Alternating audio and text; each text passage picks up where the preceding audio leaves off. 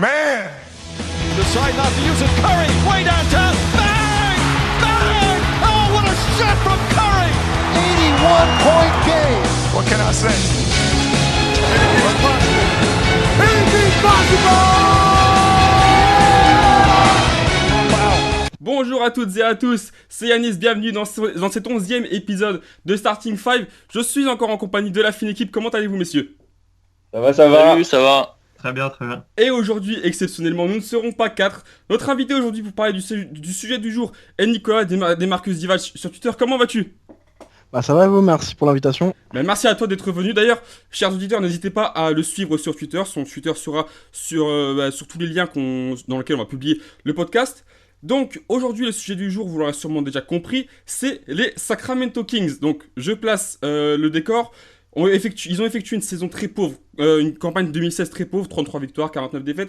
Énorme problème de cohésion dans les vestiaires, blessure, 0 joueur à 82 matchs, manque de stabilité conséquent. Bref, l'intersaison, ça s'est mouvementé du côté de Sacramento. Ça a commencé par, sans surprise, le licenciement de George Karl bien avant. Remplacé par la foulée par Dave Joerger, il faut dire que Karl et Cousins, c'était pas vraiment le grand amour, je pense. Bon, Bouilly, justement, parlons-en, messieurs. Ce sera notre premier sujet. Ces stats ne font qu'augmenter de saison en saison.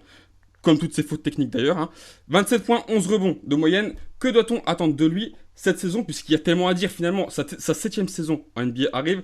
On attend de lui beaucoup de choses. Donc il gagne en maturité, en contrôle de lui, bref, plein d'autres choses. Est-ce qu'il sera finalement capable cette saison de réussir à passer un cap au niveau de jeu? Pas au niveau de jeu bien sûr, puisque là on sait très bien qu'à son poste c'est un des meilleurs, si ce n'est le meilleur de la ligue. Mais en dehors.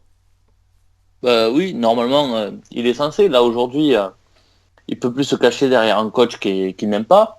En sachant qu'il y a Dave Joerger qui est arrivé, qui est un excellent coach. Donc je pense que les deux ensemble, ça peut marcher. C'est clairement tout ce que Sacramento attend de lui, au-delà de Sacramento, toute la ligue. On sait que c'est de loin le pivot le plus talentueux de toute la ligue et il n'y a même pas de débat possible et imaginable là-dessus. Maintenant, faut qu'il travaille sur lui-même, apprendre à se contrôler. Et le jour où il arrivera vraiment à faire ça, on pourra vraiment le qualifier de meilleur pivot de la ligue. Aujourd'hui, il est sur le terrain, mais il a trop de pollution à côté pour vraiment être le pivot qu'on attend de lui, quoi. Ouais, de toute façon, niveau caractère, il va falloir qu'il travaille là-dessus. C'est de toute façon le pivot le plus dominant de la ligue. Donc voilà, il va falloir qu'il fasse la même saison, mais c'est niveau caractère qu'il va falloir qu'il se calme. Comme il a dit Flo, il pourra plus se cacher devant un coach qu'il n'aime pas, parce qu'avec Dave, ça va être... Je pense que la sauce va bien prendre, donc voilà, c'est à lui de travailler sur tout ça, parce que c'est le leader de l'équipe, de toute façon. Et c'est peut-être ce qu'il n'est pas un leader, du moins dans l'attitude. Au niveau statistique, ce sera toujours le leader des Kings, parce que dans un bon soir, il peut marcher sur tout le monde et puis faire ce qu'il veut, que ce soit à 2 points, à 3 points, même si on déteste tous ça à Sacramento. Le fait de voir Joerger, ça l'éloignera de la ligne, c'est pas de la ligne à 3 points, c'est pas mal. Mais c'est pas dans le comportement, parce que le comportement dans le vestiaire, il est bon. C'est surtout dans son émotivité, ça veut dire qu'il sort trop vite du match. Il sort beaucoup trop vite du match, il va prendre des coups de sifflet qu'il juge mauvais, et il va sortir sur le banc avec une technique, une faute, et puis il va shooter dans 2 chaises. Et à partir de là, tu sais que il va pâter un plomb, il va faire n'importe quoi, il va forcer des shoots. Parce que quand il est frustré, il force beaucoup sous la raquette. Voilà, ils sont 4 autour de lui, mais il faut qu'il marque. Donc, et puis il n'a pas la faute vu qu'il force. Donc ça le frustre encore plus, et puis c'est un cercle vicieux. Donc c'est surtout là qu'il doit se calmer, quoi. C'est arriver à trouver des leaders autour de lui, des gens d'expérience, ce qu'a pas su faire Rondo l'an dernier avec lui, et le faire se calmer, quoi. Lui dire écoute, t'as loupé un shoot, c'est pas grave, t'as pas une faute, c'est pas grave, on y va. Et ça, oui, il sait pas faire. Surtout qu'il a une très mauvaise réputation avec les arbitres en plus, donc ça complique un peu la chose. Ouais, surtout avec 2-3, quoi. Et quand tu vois Lauren Holcamp qui va arbitrer les Kings, tu sais qu'il va prendre une technique. Ouais, c'est ça. Est-ce que c'est pas tout simplement un joueur qui manque de cadre? Est-ce que à un moment, personne l'a vraiment cadré, et du coup, au niveau de son comportement sur le terrain, c'est un joueur qui s'est un peu perdu? Est-ce que c'est pas simplement ça? Parce que c'est pas, en soi, c'est pas une tare incorrigeable ce qu'il a, c'est facile, c'est que de la maîtrise. Mais pour moi, c'est juste un joueur qui a pas eu de cadre, qui a pas eu de limite et de règles, qui du coup, il fait l'enfant un peu pourri gâté, il fait ce qu'il veut, quand il veut, comme il veut. Le truc, c'est qu'à Sacramento, du cadre, ça fait 10 ans qu'on en a pas. Que ce soit dans le front office, le coaching, c'est n'importe quoi. Ça aide pas à trouver des cadres quand tu vois qu'on n'arrive pas à développer un rookie potable depuis lui. Hein, quand tu vois les Fred Ed, Toscas, Ben McLemore, les Thomas Robinson, tous ces joueurs-là, c'était des joueurs qui étaient potables en sortie ou même bons en sortie de collège américain, et au final, ils se sont tous perdus en Chine ou au fin fond du banc. Donc il y a ça, puis l'an dernier, ils ont tenté un coup avec Rondo. Donc Rajon Rondo était là pour être le grand frère de Cousins, le calmer comme avait fait KJ avec Rondo. Sauf que au final ça n'a pas marché, Rondo a pris quasiment autant de technique que lui. Et ça n'a pas marché parce qu'il n'y avait pas de coach, il n'y avait rien, il n'y avait pas de cadre. Il savait très bien qu'il pouvait insulter le coach, il ne se faisait pas suspendre. Il l'a fait plusieurs fois l'année dernière, il s'est fait suspendre une fois. Divac a refusé une suspension pour dire à George Karl, c'est pas toi qui auras le dernier mot. Donc c'est là, cette année avec Jurger, il aura un cadre. Il aura, comme avec Malone au final, parce qu'avec Malone, quand il faisait une connerie, il prenait une claque derrière la tête et puis il allait s'asseoir. Et ça se passait très bien. C'est quelqu'un qui a besoin, pas d'être bisouté comme j'ai entendu en disant que c'est le meilleur, c'est le plus beau. C'est quelqu'un à qui on a besoin d'instaurer des règles et à qui il doit sentir qu'on tire dans le même sens. Avec Malone, ça se passait bien parce que le mec lui faisait confiance et parce que quand il était pas bon, il lui disait Marcus, t'es nul, va t'asseoir. Et il lui a dit plusieurs fois. Et il voyait aussi qu'il était soutenu par son coach. Et ça, c'est important pour lui. Ouais, c'est ça, c'est exactement ce que j'allais dire, en fait, ce que tu as dit sur la fin à propos de la confiance. Je pense que DeMarcus Cousins, il s'impose une fois qu'on lui montre qu'on a confiance en lui et qu'on sait qu'il peut faire de bonnes choses. Comme tu disais tout à l'heure, une fois qu'il commence à forcer, c'est mort parce qu'il sait qu'il n'y a plus personne qui va le soutenir derrière, qu'on va avoir du mal à lui passer la balle parce qu'on a vu qu'il n'était pas dans un bon jour et c'est clairement un manque de confiance. Et oui, je pense que c'est dès le début, il a manqué de cadre et du coup, il a un peu déraillé dans le mauvais sens, mais malgré tout, il arrive quand même à sortir des saisons plus que correctes. Hein. C'est comme vous le disiez tout à l'heure, sûrement le meilleur pivot de la ligue actuellement. À part Towns, dans quelques années, je vois pas qui est au-dessus. Au niveau potentiel, Ouais, au niveau truc, je vois pas. c'est ça. Mais Towns, pour l'instant, on peut pas encore le comparer Non, à Quick. Towns, tu peux pas. Même s'il est très fort, tu peux pas. La question qu'il va falloir se poser aussi, c'est est-ce que Sacramento va continuer de tolérer que Cousins joue que quand il a une vraie opposition? Parce que c'est quand même le cas cette année. Dès qu'il jouait contre des pivots top de la ligue, le mec il était présent, il faisait le taf et il a remarché dessus. Dès qu'il y avait un peu moins de niveau en face, au poste 5, il jouait pas, il se baladait et du coup les autres prenaient facilement le dessus. Est-ce que va pas falloir qu'on instaure vraiment un moment à Sacramento où le mec, il est sur le terrain, s'il est sur le terrain, que ce soit Marcin Gortat ou André Drummond, qui joue de la même manière. Et s'il doit lui mettre 40 points, qu'il lui mette 40 points. Ouais, mais ça revient à ce que disait Nico tout à l'heure, c'est parce qu'il y a un manque de cadre. Donc tant qu'il n'y a pas ces cadres qui disent à DeMarcus de jouer d'une telle manière, ça marchera pas de toute façon. Et puis, vas-y Pierre. Je pense aussi que ça vient du fait peut-être que dans le vestiaire avant le match, on va dire à Cousins, ce soir t'affrontes un gros pivot, donc tu nous sors le match de l'année. Et puis le lendemain, il va jouer un pivot qui est moins dominant, et puis on va rien lui dire. Donc du coup, peut-être qu'il se dit, pas besoin de taffer ce soir, ça va se faire tout seul. C'est peut-être ça aussi le problème. Il y a de mais ça. au bout d'un moment, sur le terrain, il le voit que ça se fait pas tout seul. Oui. Le joueur, il n'a pas une prise de conscience au bout d'un moment. Il peut pas se dire, sur le match, là, je pensais faire mieux, mais au final, je fais rien.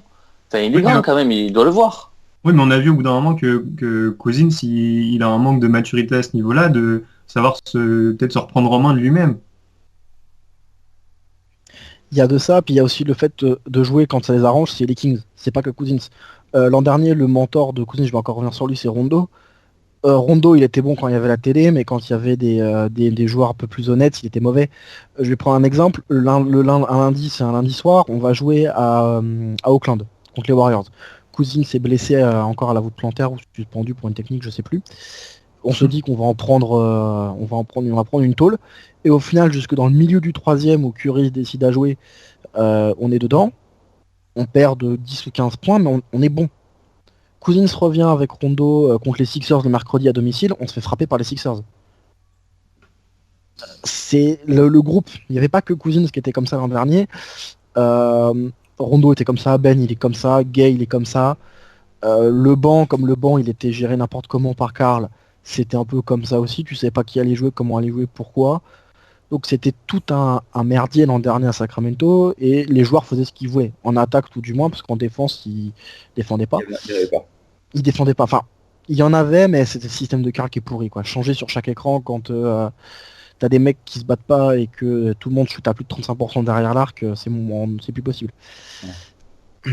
Ouais, Mais voilà, c'est plus un problème de vestiaire global que Cousins.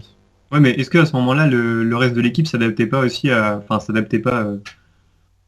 oui, s'adaptait pas en fait à l'humeur du jour de Cousins. Est-ce que c'était pas le leader inconsciemment en fait? Non, le leader, c'était plus dans le vestiaire, je pense que c'était lui et Rondo l'an dernier. Et comme lui et Rondo étaient comme ça, c'est ce que disait aussi Bellinelli quand il est parti. Il disait à l'entraînement, il n'y avait pas trop d'envie, ça jouait pas. Au bout d'un moment, si t'avais personne, t'avais pas de profil pour te dépouiller sur un terrain. T'en avais pas. T'avais que des mecs qui étaient entre guillemets talentueux, avec du basket un peu dans les mains, mais qui avaient zéro envie, zéro motivation, zéro détermination. Donc quand tu joues contre des gros, bah t'es automatiquement plus motivé parce que bah, t'es l'outsider et que t'as pas envie de t'en prendre 60, ce qui était possible l'an dernier. Et quand tu joues contre des petites équipes, tu dis bon, bah, on est un peu plus talentueux qu'eux, parce que l'an dernier le 5 il est quand même un peu talentueux. Mais il y a zéro envie, zéro détermination, zéro grind en fait, et c'est ce qu'on attend avec Jurger quoi. C'est que cette mentalité-là elle change. C'est surtout un changement de mentalité qu'on attend aux Kings cette année. Ouais, Bah, c'est avec Jurger, ça va arriver, hein, forcément. Ah bah, Le mec, ah quand bah. tu vois ce qu'il faisait de Memphis sur le terrain, même la plus petite équipe qu'il avait, qui était 3/4 d'E-League, même si c'était beaucoup moins bon, on pouvait pas leur reprocher le mec de pas courir, de pas défendre et de pas se battre, quoi. Donc s'il arrive à apporter ça cette année aux Kings, ça peut être une année plus sympa que les dernières qui ont été vécues à Sacramento, quoi. Bah, l'année dernière elle était décevante parce qu'on avait fait une free agency un peu clinquante. Un peu clinquante où on avait dit voilà on a recruté Bellinelli, Koufos, Rondo pour pas trop cher. Tu te dis c'est quand même vachement mieux que ce qu'on a recruté depuis 5 ou 6 ans. Et finalement, on fait les mêmes saisons depuis 10 ans, donc on était vachement déçus de cette saison-là. Là, cette année, on sait très bien qu'on a beaucoup moins de talent. Quoi. Si on fait une revue du roster, bah, c'est franchement, sur des postes, ça pique. Mais on veut surtout un changement de mentalité. Quand on en parlait entre nous, Kings fans, on se disait, mais qu'est-ce que tu veux pour cette équipe? On voudrait Memphis. Voilà, on veut de la défense un peu comme sur la côte Est, la East Coast. On voudrait de la défense, on voudrait de l'envie. On en a marre des mecs qui viennent pour 2 ans pour toucher un plus gros chèque ailleurs. Donc on voudrait vraiment une base défensive. Et c'est ce qu'on espère beaucoup cette année quoi. Et il y a les joueurs pour, je pense. Ouais, d'ailleurs, tu parles de Rondo et DMC. En termes d'association, on savait très bien que c'était voué à l'échec. Je ne parle pas en termes de talent, mais en termes de caractère et de mentalité, c'était voué à l'échec, tous les deux, de toute façon. Ils s'entendaient super bien pourtant. Ouais, mais ils s'entendent avec personne d'autre sur les autres terrains, c'est ça le truc. Bah, le truc c'est qu'en fait, moi il y a une phrase que Cousins a dit cet été que personne n'a relevé. Il a dit voilà, Rondo c'est mon frère. Ok, ça on sait qu'ils s'entendaient très bien. Mais il a dit, la phrase derrière, il a dit c'est mon frère mais j'ai pas demandé à Divac de le garder. Ok. T'es franchise player. T'es DeMarcus Cousins. Tout le monde dit dans la ligue que t'es un petit con, que tu dictes tes ordres aux Kings. Et ton Rondo, ton frère, ton point guard, tout ce que tu veux, que t'en as fait un roi toute l'année, tu demandes pas à Divac de faire un effort. Ouais. Ça me paraît pas logique. Donc ils s'entendaient très bien sur le terrain, mais en dehors du terrain, puis même dans le vestiaire, ils s'entendaient super bien. Mais je pense pas qu'ils étaient compatibles niveau basket, et je pense surtout que Rondo était pas compatible avec Jurger. Donc, ah ouais, mais tu parles qu'il y avait peut-être un problème d'ego aussi? D'ego non, parce que au final, Cousins il a besoin d'un mentor. Ça se sent. Il a besoin d'un mec qui se cachait. Il s'était très bien entendu avec, ils s'entendent très bien avec Caspi, parce que Caspi est quelqu'un de très cool, très calme, etc. Ils s'entendent très bien avec Matt Barnes. Voilà. Ils s'entendent bien. Quelqu'un de très calme aussi. Qui est très calme aussi, voilà, surtout quand il va du côté de Frédéric Fischer. Mais il a besoin de sentir un peu d'être aimé. Et Rondo, il l'aimait, parce que Rondo, ça faisait gonfler ses stats de Marcus Cousins. Donc il l'aimait bien. Et surtout, il avait de l'expérience, donc il a besoin de respecter quelqu'un, Cousins. Ça veut dire que quand t'as dans son effectif, tu regardes tous les joueurs qu'il y avait avec lui, il n'y a personne. Il n'y avait personne. Et voilà, les joueurs les plus connus, c'était Isaiah Thomas. Voilà, avant qu'il parte aux Celtics. Et il a besoin d'avoir un mec au-dessus de lui qu'il respecte. Et Rondo, il le respectait, même s'ils n'étaient pas d'accord sur tout. Rondo était respecté par Cousins. Et c'est pour ça qu'ils s'entendaient bien. Ça faisait un peu grand frère, petit frère, comme ce qu'avait fait Garnett avec Rondo, justement, à Boston. Ouais, donc DMC marche très à l'affectif, quoi. C'est ça, il marche énormément à l'affect, et c'est pour ça que Karl ça n'a pas marché. Parce que Karl il est arrivé en février 2014, et en avril il a dit mais Cousins on peut le transférer, c'est pas grave. Ouais, Surtout mais avec le- dans ces cas-là, le rôle de Jörger dans cette nouvelle saison, ça va être peut-être de dire à Cousins, bah, c'est toi le patron de l'équipe, c'est à toi de mener l'équipe, t'as plus besoin de quelqu'un en dessus de toi, c'est à toi de montrer que Bah, les Kings, c'est ton équipe, c'est peut-être ça aussi le truc. c'est déjà son équipe. Quand je parle de ça, c'est dans le sens il a besoin d'être cadré. En fait, il a Non, besoin je sais bien, mais il C'est va ça. peut-être falloir qu'il prenne confiance au bout de 6 ou 7 saisons que c'est un joueur qui a déjà pris de l'expérience et c'est un joueur qui vaut son pesant d'or. Ouais, ça, je pense qu'il sait qu'il vaut cher, mais je pense pas qu'il ait les capacités mentales encore d'être un leader. C'est ce qu'on lui reproche le plus. Sur le plan basket, c'est le leader des Kings. Un peu comme, je vais le comparer un peu à Derrick Rose. Le leader basket à Chicago, dans les grandes années de Chicago ces dernières années, c'était Rose. Mais le leader de vestiaire, c'était Noah. Hmm. Et bah là, c'est pareil. Le Cousins, leader de vestiaire, j'y crois pas.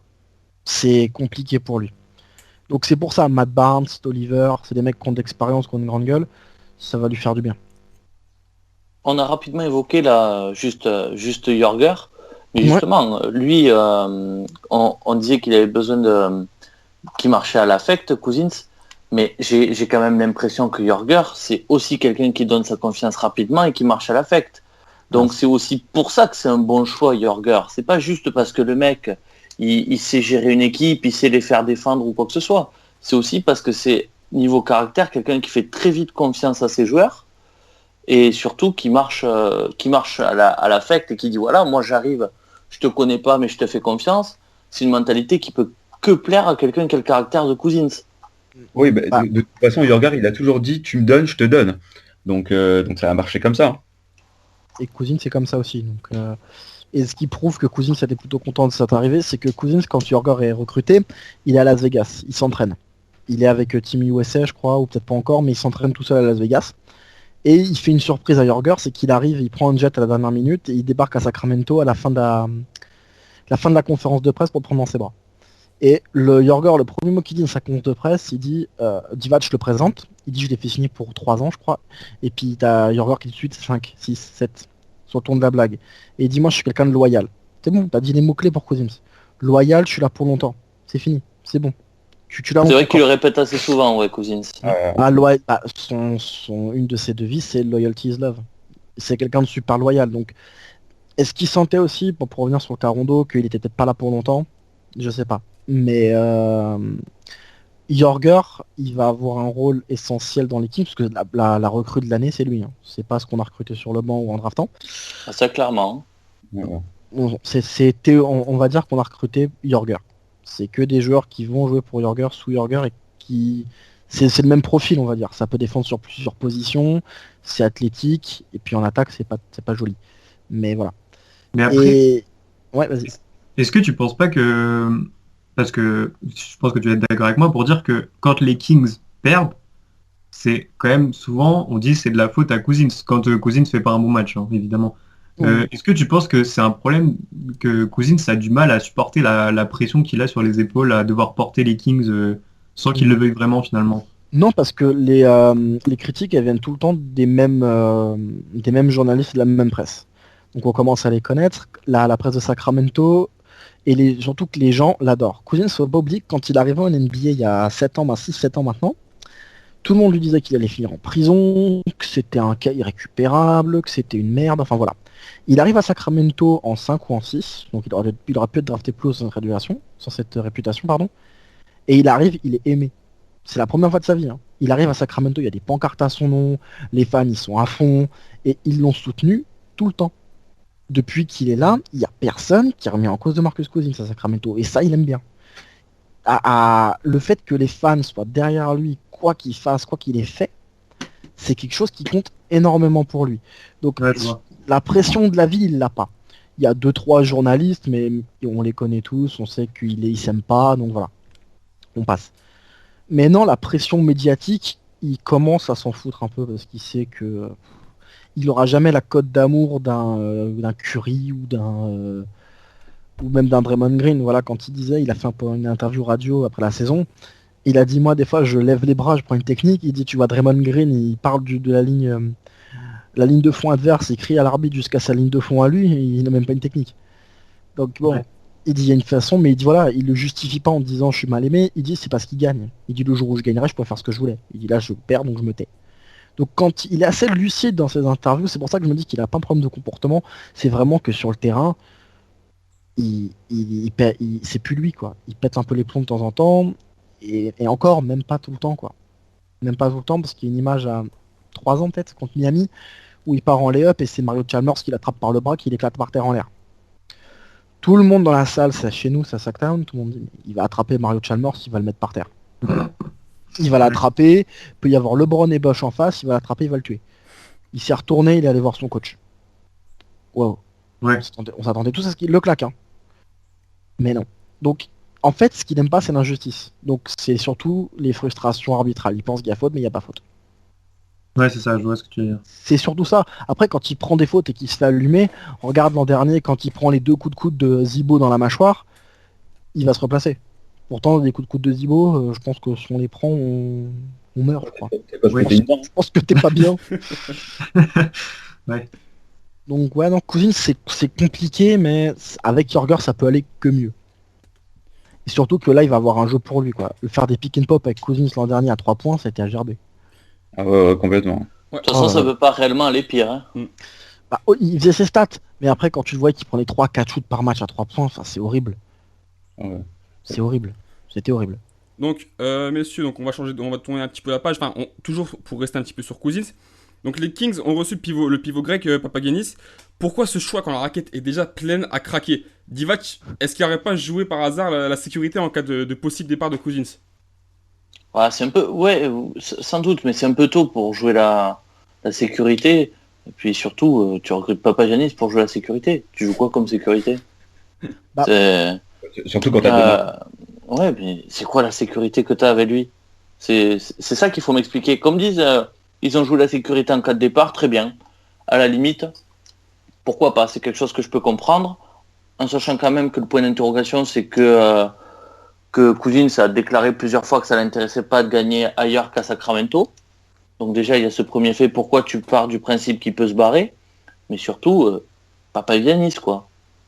bah, Et Papagiannis, je pense que tu dis ça, t'as tout dit, quoi.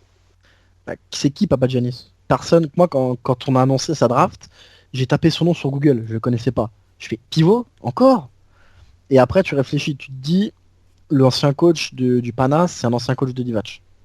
Ils se connaissent. Il doit le connaître plus que tous les GM NBA, je pense. Donc, est-ce qu'il a pas vu quelque chose en lui et il a tout de suite dit, il sera pas prêt. Il va pas jouer cette année, Papagiannis. Hein. Tu le vois en D-League. Tu le mets dans la naphtaline, il jouera pas. Comme beaucoup de nos rookies, hein. Les Malakai, la Isaiah Cousins, un petit peu la bissière, mais Papagiannis, il jouera pas cette année. Hein. Ou le garbage time. Hein. Mais il c'est jouera sûr, jamais. ça. Hein. Il jouera pas. Hein. En Summer League, on l'a vu. Il a un bon QI basket, je pense, parce que sur 2-3 passes, il est vraiment pas mal. Après, il est gras, il n'est pas athlétique. Pour dessous, il a un bon hook, mais c'est tout. En NBA, si tu le lances maintenant, il va se faire détruire. Donc, c'est un projet. Tu le mets dans un coin, tu penses plus. Mais pourquoi l'avoir pris lui en 13? Ça, il n'y a que Divac qui sait. Personne ne peut comprendre, surtout quand tu as besoin d'un meneur, pourquoi tu prends Papagiannis en 13. Ouais, c'était quoi? C'était le façonner histoire d'avoir un bon backup derrière DMC? C'est ça, bah, je peux peut-être le façonner et se dire aussi, parce que on dit que Cousins veut repartir, Cousins veut rester, mais est-ce que pour les Kings aussi, si ça se passe mal encore avec Cousins cette année, de se dire, bon écoute, t'es bien gentil, mais la sortie c'est par là, puis on va te trade. Est-ce que c'est pas ça aussi? Tant que t'as encore un peu de valeur et tant que tu vaux encore quelque chose, parce qu'au bout d'un moment, les questions se posent sur les Kings, mais elles vont se poser aussi sur Cousins au niveau de la ligue. Il aura toujours une grosse cote, donc est-ce qu'il vaut pas mieux le trade contre 4 ou 5 assets de bons joueurs et des tours de draft, plutôt que de continuer à s'entêter avec lui? C'est la question aussi qui peut se poser au niveau des Kings. Tous les Ouais. supporters te diront qu'il faut le garder, moi le premier, mais est-ce que dans la tête de Divac, ça doit pas germer ça aussi? Ouais, c'est clair. Bah, en plus, à force de virer tous les coachs, au bout d'un moment, tu te dis qu'il faut virer le franchise player, quoi. Bah, il avait pas de coach. Non, le Oui, seul ouais, vrai mais- coach qu'il a eu, c'est Malone. Après, c'est ça aussi, c'est les choix de la franchise qui le pénalisent beaucoup, quoi. Que ce soit avec les Malouf ou avec Vivek. Ouais, mais eux, c'est ce qu'ils doivent se dire, en tout cas. Ouais. Oui, oui. Les proprios, au bout d'un moment, ils vont dire, on va... De toute façon, l'an dernier, Divac avait dit après la draft, j'adore mon coach, mais s'il y a un choix à faire, il n'aimera pas le choix. Pour George Karl. Donc là, c'était clair, tu sais très bien que s'il y en avait un qui devait sauter, c'était Karl. Là, cette année, ils ont dit, Dave Jorger aura toute ma confiance et il aura les mains libres pour faire ce qu'il veut. En gros, Cousins, s'il n'est pas content, il va aller sur le banc et il va se faire suspendre. Comme tout le monde. Ouais. Et cette année, c'est un changement clair de direction. On a enfin vu moyen terme. Parce que depuis des années, les Kings à la free agency ou à la draft, tu recrutes des mecs qui sont prêts tout de suite pour gagner ou des flambeurs qui ont fait une bonne saison l'année d'avant pour récupérer un gros contrat. Ça marche pas et ça foire. Là, tu as pris des jeunes projets, que ce soit Richardson, Labissière, bon, il y a Cousins, j'en parle même pas, mais et Papagiannis, c'est des mecs, ils ont du basket mais ils sont pas prêts. Alors, ça n'était jamais arrivé. D'habitude, les rookies aux Kings, ils sont titulaires. Ouais. Là, non. Donc c'est... Mais Papagiannis en 13, en fait, si tu inverses les deux choix, tu mets Papagiannis en 29 et Labissière en 13, la draft, elle est tout de suite un peu moins moche. Mais voilà. Ou ça fait choix plus logique, on va dire. C'est plus logique. Mais est-ce que Papagiannis aurait été là en 29 moi, Ouais, je pense que... pas. Je pense pas, je pense que Boston prend Garchon Yabusele parce que Papagiannis c'est pas là. Ouais, c'est clair. C'est ce que Danny Ainge a pensé. Tu parles de l'éventualité d'un trade, pourquoi pas, mais du coup, si là sous Jorger ça marche pas et qu'on voit qu'il a la même tare au niveau de son comportement sur le terrain, qui va en vouloir? Tout le monde. Ah oui, tout le monde. Quand t'as un joueur comme ça, tout le monde. Alors, ça je suis pas sûr parce que ça veut dire que tu dois lâcher gros quand même. Tu dois vraiment lâcher gros, donc je suis pas sûr que tu lâches très très gros sur un joueur qui reste qu'un an de contrat. Déjà ça c'est la première chose. Et en plus derrière, un joueur que t'es pas sûr qu'il te fasse vraiment passer un cap. Effectivement, tout le monde va en vouloir, mais tout le monde n'en voudra pas pour le prix demandé. Et ça c'est une certitude. Bah, ça dépend ce que t'offres. Quand tu vois que Danny Ainge l'an dernier il a proposé 3 premiers tours de draft pour Justin Winslow, tu te dis que pour Cousins il doit se mettre à poil. Hein. Et ça tout le monde le sait dans la ligue. Et j'en parle de Ouais, Boston, mais les tours de draft à Boston, au final c'était presque plus un handicap que quelque chose de bien. Ils en avaient beaucoup trop, hein. Donc c'est pour ça aussi, Ouais, lui ça le débarrassait. Ouais, mais si tu lâches le pic des Nets, il y avait le pic des Nets de cette année qui était là. C'était un top 3. Celui de cette année aussi, s'il doit se lâcher, pour Cousins, il va être obligé de lâcher le pic des Nets de cette année. Hein. Il aura pas le choix. Hein. Ah oui, clairement, oui. Donc, je conteste pas le fait que tout le monde va en vouloir. Je conteste juste le fait qu'il aura peut-être pas la valeur que tout le monde lui donnera. non, mais il aura pas une star plus de pics. Il aura, je pense, 2 role players corrects et puis un out-top pick. Je pense que c'est ce qu'on aura le plus. Surtout que, mais la chance qu'a Cousins, c'est qu'il a 27 ans, 26 ou 27 ans, donc il est encore assez jeune. Il n'a pas de problème de dos. C'est la tare de beaucoup de pivots. Et surtout, il n'a pas de... j'ai perdu ce que je voulais dire, du coup. Il a encore le... C'est un pivot qu'on a... Le marché des pivots est sec en NBA. Quand tu regardes combien a pris Mozgov cette année, voilà, tu te dis que Cousins, tu vas lui donner le max, mais ce sera rentable. Il n'y a pas beaucoup de pivots stars dans la ligue en ce moment. Ouais, non, pas du tout, ouais, c'est clair, je te rejoins sur ce sujet-là. Hein. C'est que si tu veux Cousins, tu regardes qui c'est qui est meilleur que lui, il n'y en a pas au point. Au rebond, il y a Drummond, Jordan, c'est tout. Donc voilà, top 5 des pivots, t'as Cousins, Drummond, Dédé Jordan, Howard, Kat. Et après, il faut chercher. Hein. C'est pas mal qu'on en vienne à ce sujet parce que, si tu veux, à Portland, ce qu'on s'était dit avec les signatures de Harkless et de Meyers-Leonard, au contrat avantageux quand même, parce qu'ils sont pas super chers, on s'est dit que le but, c'était sans doute d'ici quelques temps d'aller chercher un trade. Et justement, de donner des assets ou quoi que ce soit. Mais aujourd'hui, est-ce que le fit serait bon pour un trade? Aujourd'hui, par exemple, moi je me mets à la place d'un GM de Portland en admettant que Divac sonde le marché. Je suis pas sûr de donner Harkless plus Leonard et de lâcher un tour derrière. Hein. Est-ce que l'association Lillard-Cousins, ça marcherait aussi? C'est pas sûr. Hein. Oui, ça clairement. Mais de toute façon, ça, à partir du moment où tu recrutes un joueur, tu peux avoir aucune garantie sur le fait que ça va marcher ou pas. Tu es plus en te disant j'espère que il n'y a pas réellement de certitude. Mais voilà, après il reste à savoir qu'est-ce qui pourrait être lâché dans cette éventualité-là, quoi. Bah, en plus, j'ai l'impression que Divac il est assez dur dans les négociations parce que Rudiger il y a eu des offres et il a tout balayé d'un revers de main. Donc on sait Oui, pas après, il a quoi dit au qu'il caisse. voulait pas le brader non plus et que c'était C'est trop ça. tôt pour le vendre pour un paquet de pâtes, quoi. Enfin, il va partir pour rien et puis il compte pas 4 pattes, je pense qu'il partira en février. Pour être honnête. Il Oui, partira- oui, ça oui. À la deadline, quelqu'un en voudra de toute façon. Hein. Pour 6 Voilà. mois, un Rudiger, ça peut toujours aider. C'est ça, tu as un mec qui est entre 6 et 8 à l'ouest, qui a besoin d'un peu de scoring. Coucou les Clippers. Qui vont lâcher un premier tour de draft ou même un premier en fin de tour protégé ou un second qui partira comme ça. Je le vois pas rester toute la saison à Sacramento en tout cas. Donc ensuite, on va passer à Rudiger, messieurs, qui a annoncé qu'il ne souhaitait pas continuer chez les Kings. Donc, sauf surprise, peu de franchises vont proposer un trade pour un joueur qui sera free agency en juillet prochain. Donc, cette optique du marché va bien entendu augmenter et avoir un gros impact sur son jeu positif. Mais est-ce qu'il pourrait avoir, ce que beaucoup de fans des Kings attendent, un impact collectif sur cette saison pour pouvoir essayer d'augmenter un petit peu sa cote? Collectif, il aura pas le choix avec Jorger de toute façon. C'est fini de toute façon, Rudiger, il y a deux Rudiger. Il y a le bon Rudy qui va attendre que la balle vienne à lui et va prendre un shoot après un dribble ou en catch and shoot, où là il est magique. Et t'as le Rudy qui va vouloir prendre la balle, remonter la balle, dribbler 3 joueurs et shooter une break en fin de possession. Donc c'est deux personnalités différentes. Et quand tu vois le bon Rudiger, tu te dis il est fabuleux parce qu'il a un shoot qui est fort, c'est beau à regarder et il est quand même assez facile quand il joue. Mais quand il est mauvais, t'as qu'une envie, c'est de le foutre dehors. Ouais, mais le problème, c'est qu'on voit plus souvent son côté mauvais que son côté bon, quoi. Bah, surtout quand il est pas coaché, quoi. Ouais, Ouais. ou quand tu vois le côté bon, il y a vite le côté mauvais qui revient aussi, quoi. Après le match d'après, en fait, il fait toujours un bon match. Il va te faire là cette année contre les Bucks, on va gagner chez eux. Il met 35 points, il loupe 3, il manque 3 shoots, enfin il est super bon. Puis le match d'après, on sent encore une équipe à l'Est, et puis là il est une fois qu'on va à Orlando, il est à 1 sur 14, 3 pertes de balles, enfin une horreur. Donc c'est son défaut. S'il avait été régulier, il serait peut-être pas aux Kings aussi. Hein. Faut se dire ça aussi. Il est chez nous parce que personne n'en voulait. Ça, c'est vrai. Et donc, mais est-ce qu'il y aurait une possibilité justement que Jorger le convainc sur la saison restée, sachant que Rudiger justement se plaignait de l'instabilité de Sacramento? Non, il va aller chercher un gros contrat ailleurs. Je le vois Oui. pas rester. Lui-même ne veut pas rester, de toute façon. Il veut pas rester, donc... Ouais, je pense que le divorce il est déjà un peu prononcé, quoi. Oui, il a besoin de ses déclarations, pas plus. Déjà, je pense, dans le vestiaire TT.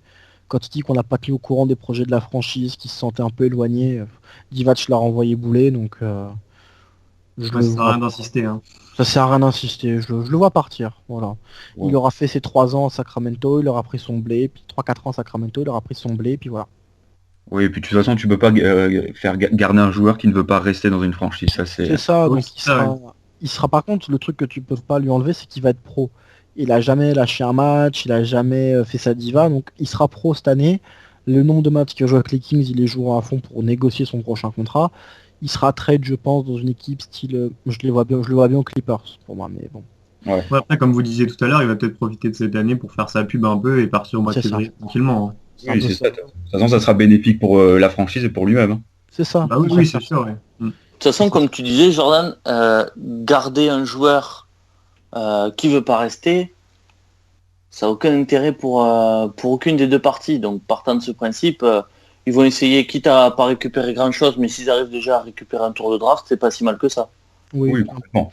comme Bellinelli en fait. C'est ça. Ouais. Comme Bellinelli, quand on a nous annoncé que Bellinelli partait pour un premier tour de draft, on a sabré le champagne. Hein. Comme on a fait pour vendre Bellinelli un premier tour de draft après l'année qu'il vient de faire, quoi. Et donc, finalement, on va quasiment clore cette page. Vous avez beaucoup parlé de Dave Jorger tout à l'heure. Donc, oui, on sait tous que ce coach, c'est un coach talentueux, tout ça, vu son CV à Memphis. Donc, est-ce qu'il pourrait apporter cette stabilité au niveau du coaching qui fuit Sacramento depuis des années, c'est-à-dire avoir un coach qui dure dans la longueur? C'est le plan de Divac. Et c'est son plan à lui aussi parce ça fait plusieurs années que son nom, il apparaît, il réapparaît du côté de Sacramento. Des rumeurs qui n'étaient pas censées être fiables. Et puis là, il s'est fait virer le lundi et le mercredi, il était déjà dans l'avion. Donc, est-ce que Divac n'a pas négocié en sous-mois pour qu'il vienne tout de suite? On ne sait pas. Mais lui, il a dit qu'une ville comme Sacramento, ça lui plaisait beaucoup. C'est une petite ville. Il aime pas les grandes villes. Pour lui, sa famille, il aime bien être tranquille. Dans une communauté qui aime le basket, à Sacramento, il n'y a que ça. Donc quand tu vois comment ils se sont battus pour conserver leurs Kings il y a 3-4 ans, quand on parlait de déménager à Seattle, c'est des mecs qui vivent pour leurs Kings et ça, il aime bien. C'est comme à Memphis, c'est une communauté qui est très soudée. Et Divachadi, il est là pour longtemps et s'il y a un problème, encore une fois, c'est pas lui qui va sauter, quoi. Ouais, Le c'est coach ça. sera plus fusible. Ouais, et puis Jorger, il a cette capacité de pouvoir installer quelque chose que les derniers coachs n'avaient pas, je pense. Non, parce qu'en fait, le problème avec les derniers coachs, c'est que avant Vivek, les Malouf voulaient vendre. Ils n'avaient qu'une envie, c'était de dégager. Ils faisaient faire n'importe quoi au GM, notamment il y a à Goff Petrie. L'année de la draft de Jimmer, si je dis pas de bêtises, c'est la même draft que Damien Lillard. C'est ça, c'est 2010, si je dis pas de bêtises, je sais plus. 2011. 2011, ouais, c'est ça, c'est la même année. Et Goff Non, Petrie, je te dis une connerie, 2012, Lillard. 2012, voilà. Oui, parce qu'avant on draft. Ok. Et Goff Petrie, il veut prendre Lillard. En 4 ou en 5 on est. Il veut prendre Lillard. On lui a dit non, tu prendras Jimmer Fredette parce que Jimmer NCA il était super bon et il va faire vendre des maillots, donc on va vendre la franchise. C'est con, mais c'est comme ça que ça s'est fait. Voilà. Oh, la logique du truc, quoi. Bah ouais, ils ont dit voilà, la franchise va redevenir attractive avec Jimmer Fredette, donc on va pouvoir vendre. C'est con à dire, hein, mais c'était comme ça. Et bah on a pris Jimmer Fredette et puis là il est en Chine ou en Taïwan ou en Singapour, enfin je sais pas où il est. Le flair des mecs, quoi. Ah bah ils étaient super. Bah, c'est les mêmes mecs qu'on drafté Stojakovic, quoi. Donc c'est là que tu peux te dire, c'est là que tu te dis que voilà. Il y a du pif. Il y a du Puis pif. encore ça, c'est beau quand même. C'est ça. Ça c'est énorme, hein, mais Ça, c'est somptueux. c'est somptueux, hein, mais c'est comme ça. C'était à l'époque comme ça. Et donc t'avais pas de stabilité en fait. Ils voulaient dégager. Donc quand tu signes à Sacramento 1 an, tu savais même pas si 2 ans, tu savais pas si t'allais jouer à Sacramento ou à Anaheim ou à Seattle l'année d'après. Donc Ouais, tu peux pas vraiment te fixer une stabilité. Vivek a repris, il a fait n'importe quoi avec son GM et son coach. Donc là, c'est la première année depuis les années Adelman où tu auras de la stabilité au niveau du coach. Où le coach, tu sais qu'il n'est pas là pour 6 mois. Ouais. Après, si ça peut te rassurer, pour revenir à Lillard, Lillard avait tout fait pour aller à Portland Ouais. et il avait même dit à son agent qu'il voulait aller nulle part ailleurs, quoi. Il était prêt à refuser des entretiens avec d'autres franchises pour aller à Portland. Donc je pense que Sacramento l'aurait pas pris. Si, parce que Petri le voulait, puis même il lui avait dit, apparemment il aurait dit à son agent que même s'il refuse de me rencontrer, il sera chez nous. Donc jusqu'à ce que les Malouf interviennent. Donc Goff Petri était très très fan du joueur et il l'aurait pris. Maintenant, tu sais, les joueurs qui refusent Sacramento en entretien, il y en a plus qui refusent qu'acceptent. Donc on a l'habitude. Quand tu vois que cette année, il n'y a aucun premier tour de draft qui est venu s'entraîner chez nous, Ouais, ça ont- crée un peu, ouais. ils ont tous refusé les workouts. C'est la maison hantée. Ça Ah, fait ça- la belle communication surtout. Ouais.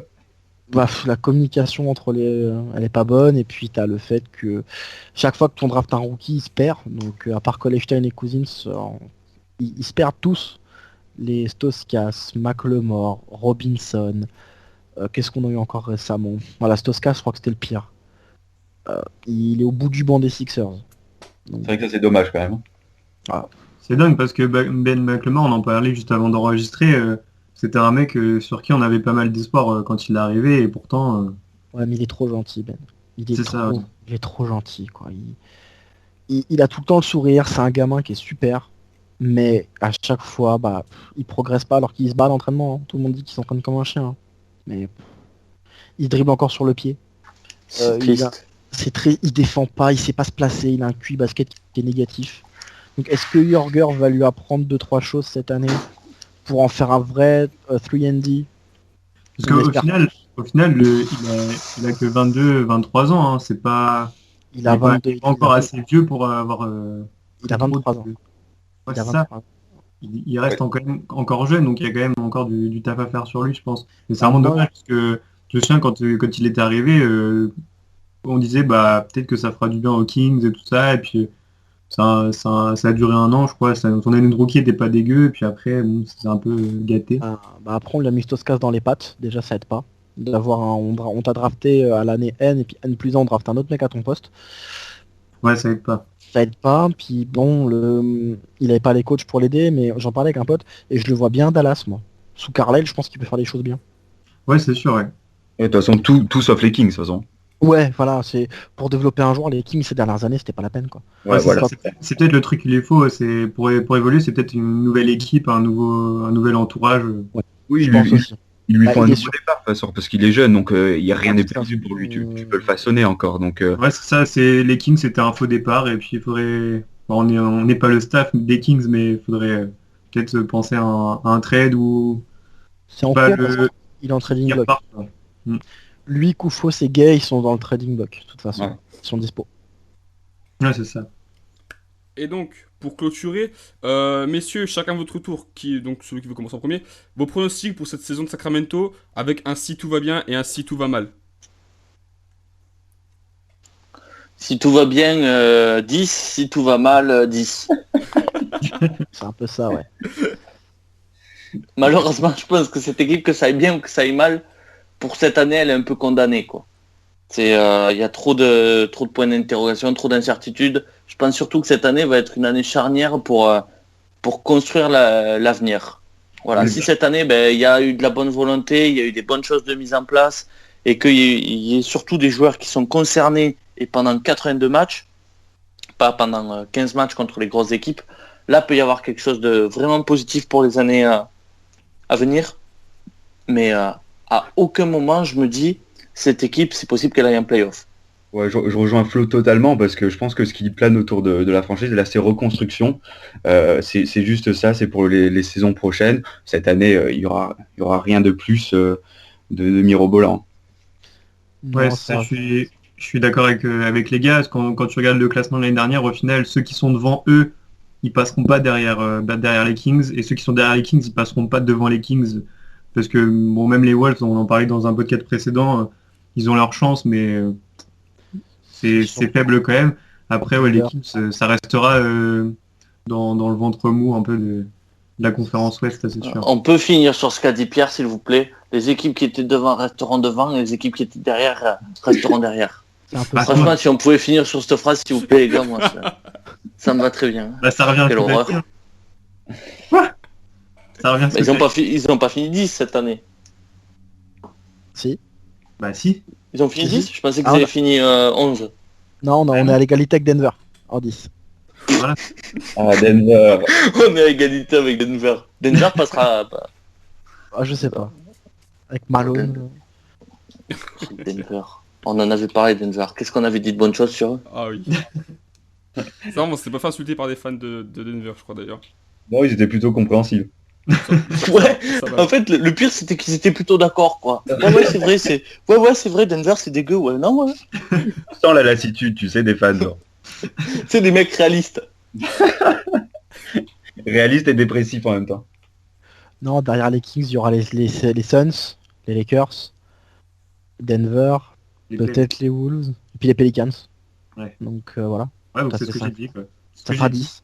Donc, faut que la gueule. Les Wolves derrière. Ouais, moi, je mets les Devant. Wolves un peu devant hein, quand même. Je les mets Ouais, devant moi, quand je même, mets- moi, je la Je mets sais pas, 11. ça va se jouer à pas grand chose entre 9 et 10. Hein. On sera à 11 de toute façon, je Ouais, pense. enfin là, ce sera 10 et 11 plutôt. C'est la Oui, quatre oui, équipes derrière. il y a le Jazz aussi, ouais. Mais... Bah, le Oh Jazz, non, ils doivent aller le Jazz, ils seront en Non, playoff. ça suffit Ils avec seront en le playoff, Jazz. le Jazz, hein, ils doivent y aller. Hein.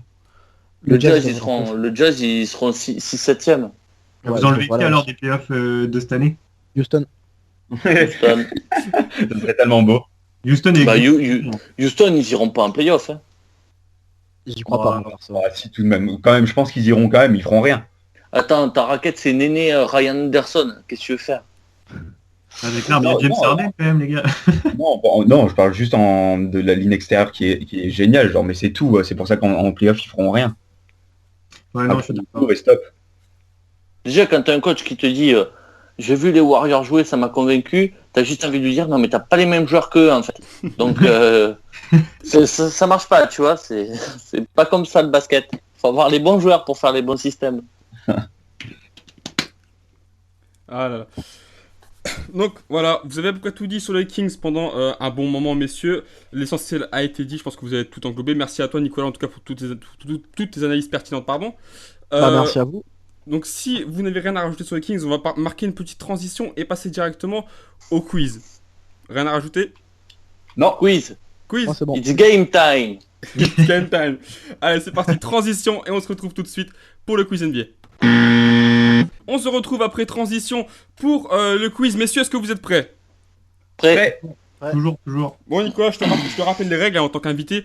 Avant de donner une réponse, on dit son prénom et puis je donne la parole à celui que j'entends en premier. Ok. Allez, c'est parti, messieurs. Ouvrez bien grand vos oreilles. Première question. Depuis Rick Adelman qui a exercé de 98 à 2006, combien y a-t-il eu de coach aux Kings? Nico. Jordan. Nicolas, il a dit Je dirais 7 ou 8 7 7? Non, faux. Il fait des quiz QCM. Ouais. 7 ou 8 ou 9, peut-être 10. Allez. Jordan. Ouais, vas-y, Jordan. 11. Non.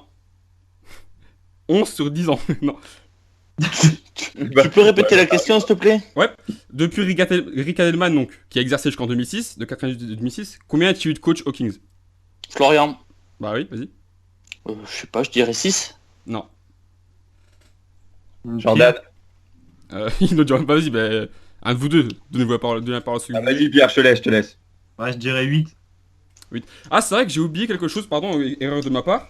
J'ai oublié Ah, merci. Alors, On commence bien. complètement. Allez. Non, pas ça, pas pour la question.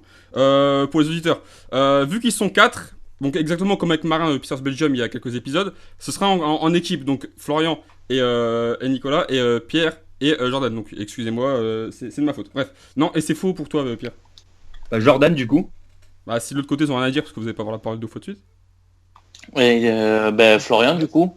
9 on va dire. Ah vas-y, Nico, vas-y. 9 Ouais, 9. Bah ouais. Neuf. Quel monstre. Ouais, c'est ça, Nicolas. C'est la chose la plus Ouais. logique. Ouais. Est-ce que tu pourrais par hasard augmenter un petit peu le son de ton micro, Nicolas? Comme ça, c'est mieux. Ouais, parfait. Nickel. Donc oui, 9 pour 9 coachs depuis 2006 pour Sacramento. Allez, C'est deuxième un question. bon ratio. Hein. Ouais, ça va, franchement ça va. C'est effectif stable. Toujours. Deuxième question. Quel est le meilleur rebondeur de l'histoire des Kings? Florian. Jordan. Ouais, Flo l'a dit en premier, Jordan. Hein. C'est tout le temps la même chose quoi. Ah, mais c'est vrai. ici. Et moi j'ai un temps de retard, c'est pour ça que je lag. Ouais, je sais, Mais non, c'est mais- ton cerveau qui a un temps de retard, c'est tout. Alors, je sais, Jordan, mais c'est le premier que j'entends, quoi, c'est le problème. Et ouais, c'est bon pour Florian. Bon, troisième. Combien de fautes a récolté Cousins lors de la saison 2015-2016? Fautes techniques, pardon. Jordan. Jordan, ouais. Vas-y Pierre. Bah, je sais pas, c'était pas 33. Fautes techniques? Non, Ouais. Bah, mais c'est toi Florian. Pierre, toi t'écoutes à la droite 15. 33 fautes techniques. Non, alors moi. Florian, non. Florian. Ils ont déjà parlé là. Pierre a usé votre parole, Jordan. Mais 33. quelle canasse. Florian, Dans une saison. Vas-y, à toi, Florian. 41. Non, Non, Ah Nico. putain. il me c'est des semble- fautes techniques, hein, vous avez pas entendu? Jordan. Ah 12. Non, non, plus. Nico. Et voilà, ouais, vas-y. Nico. 18. Non, Pierre.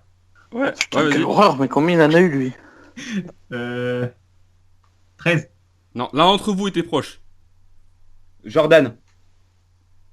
Attends, ils ont déjà parlé là. Florian, Faut y aller, oh les gars. Vas-y, Flo. Florian, 16. Non, Jordan. 17. Ouais. Yes. Oh le PD. Putain, mais 33 avec lui il dit 41 après lui. Bah ouais, il a bah, à mon souvenir c'était à peu près un match sur deux, hein, donc... Ouais. Non, c'est pas le Chine non plus. hein. 65 matchs cette saison, si je dis pas de bêtises, pour 17 fautes techniques. Voilà. C'est un sur 3. Ah, ça commence à faire déjà. C'est beau, c'est beau. Ça fait trop. Donc, messieurs, allez, là, ça va être à la rapidité. À quand remonte le dernier match en playoff des Kings? Nico, Bah oui, c'était contre les Spurs, c'était en 2006. c'est ça. Playoff 2006. 3-1.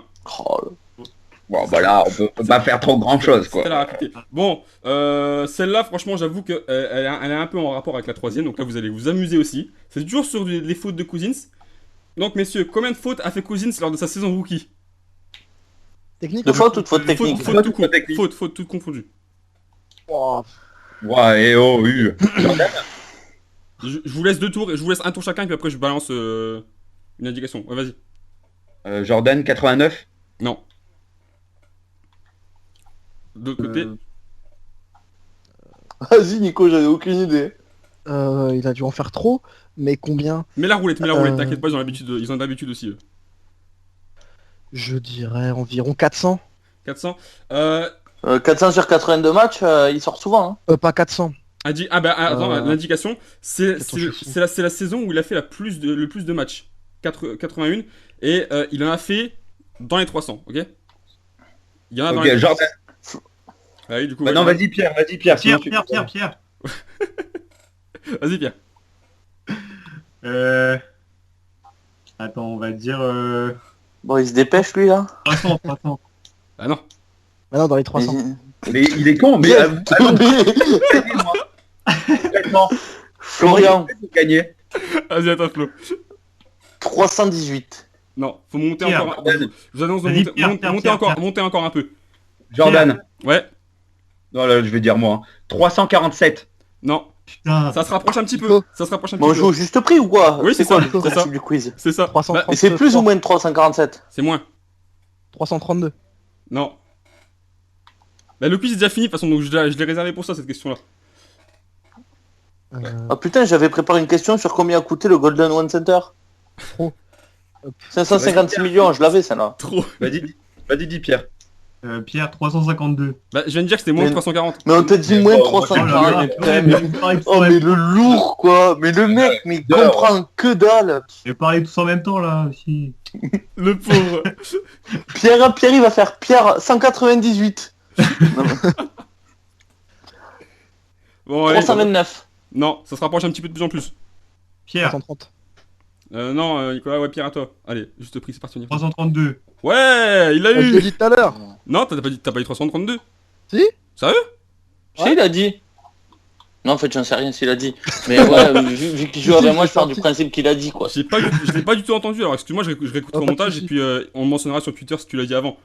Pas de soucis. Voilà. Mais non, sinon je l'ai pas entendu, pas vraiment entendu du tout, ça devait être un moment où Jordan gueulait sur Pierre, je pense. Voilà, comme ça. C'est fort possible, ouais. Non, mais l'autre, mais quel teubé. Laissez faire Oui, en blague. franchement, on part d'où là? Voilà. Ah, mais c'est un zoo. Mais avec lui, c'est un zoo les quiz. 33 fautes techniques. Bah, pour Parle qu'un taureau, Pour c'est ça, normal. d'animaux, Jordan, il va faire des blagues salaces. On n'a pas entendu en enregistrement. Ouais, Non. c'est vrai ça. C'est pas, Pas plus en mal. enregistrement, effectivement. C'est pas plus mal. C'est pas plus mal, c'est clair. C'est blasphématoire. Donc voilà, je vais annoncer le vainqueur, sinon Florian va encore être Merci. pas longtemps. Donc, les vainqueurs de ce quiz sont Nicolas et Florian. Voilà, est-ce que vous êtes contents, messieurs? C'est bon, voilà. Ah ben, Ça me change. On est- t'imagines, 100% de victoire pour Nico quand même. Voilà, il On faut- va prendre notre. Je vais prendre ma retraite là-dessus. Ouais, bah c'est bien, parce que quand t'es fan des Kings, ça te fait au moins quelque chose, tu vois. Ça te fait une Ça petite fait plus. Ouais, T'auras au moins un trophée. ça te fait au moins une petite victoire. c'est ça. C'est En bien. même temps, quand tu mets un mec qui gagne tous les quiz plus un mec qui est fan des Kings, bon.